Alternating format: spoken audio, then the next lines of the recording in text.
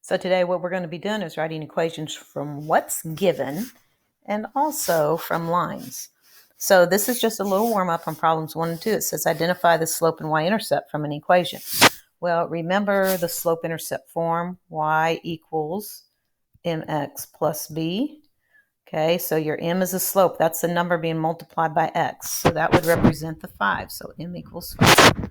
And then b is your y-intercept, which is also the number that is by itself. It doesn't have a variable with it. So that would be 3. Now over here on problem 2, you have to solve for y in order to identify the m and the b. So we're going to take this 3x and we're going to move it to the other side. So we're going to have 2y equals, and whenever you move something from one side of the equation to the other, it just changes the sign. So that positive 3x is going to become a negative 3x plus 6. And then we're going to go through and divide everything by 2.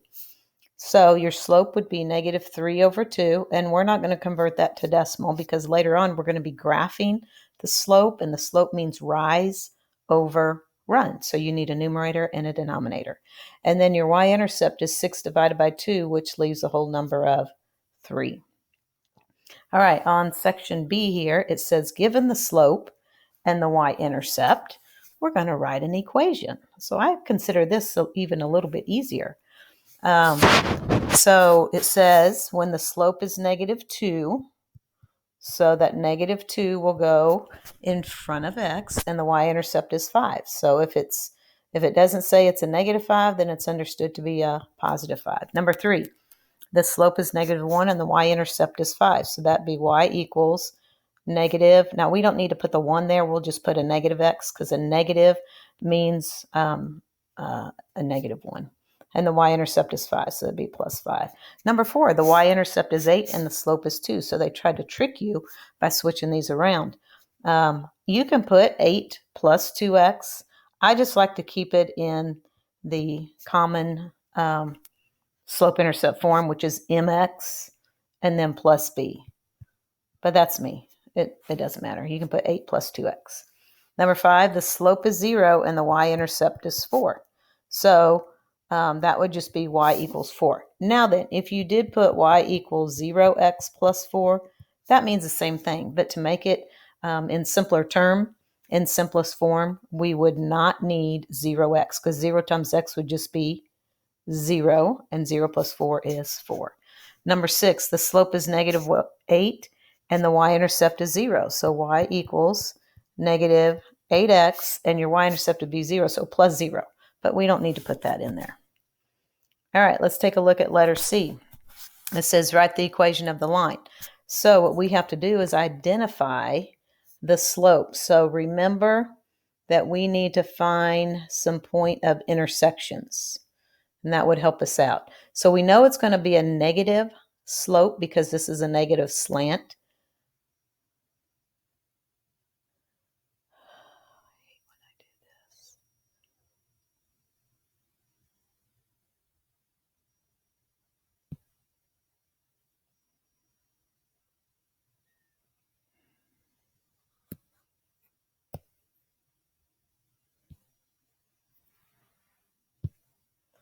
Sorry about that.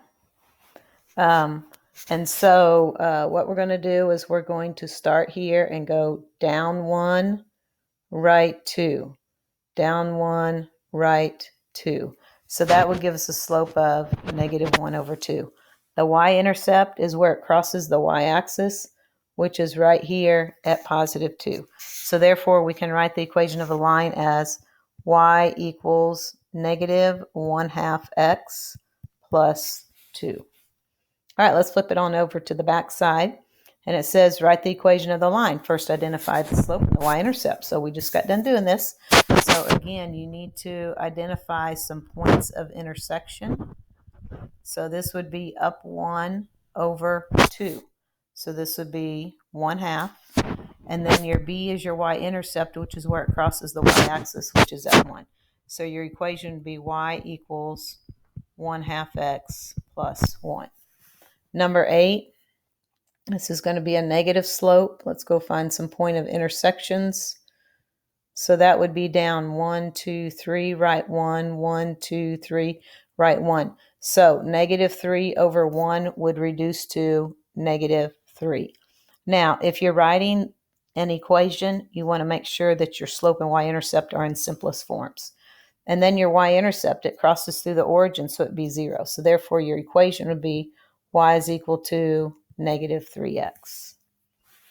All right, and then as a review, we're going to practice solving for y. So remember, we need to get y by itself. So we're going to move the x term over. So we're going to have 2y equals, that negative 5x becomes a positive 5x plus 10, and then divide everything by 2.